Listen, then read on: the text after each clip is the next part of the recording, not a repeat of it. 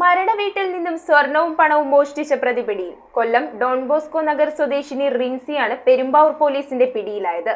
CCTV കേന്ദ്രീകരിച്ച് നടത്തിയ അന്വേഷണത്തിലാണ് പ്രതിയെ പിടികൂടിയത്. ഈസ്റ്റ് ഒക്കൽ കൂനത്താൻ വീട്ടിൽ പൗലോസിന്റെ മാതാവിന്റെ മരണാനന്തര ചടങ്ങുകൾക്കിടെയാണ് ഇവർ മോഷണം നടത്തിയത്.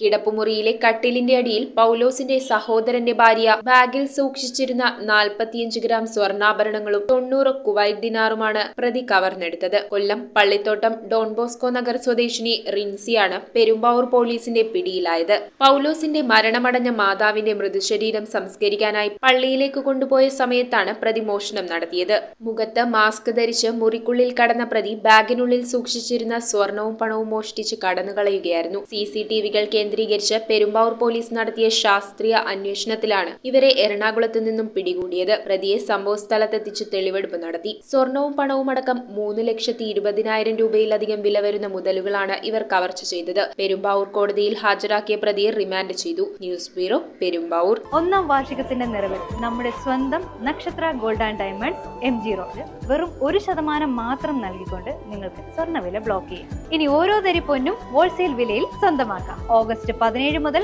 ഓഗസ്റ്റ് 25 വരെ. നക്ഷത്ര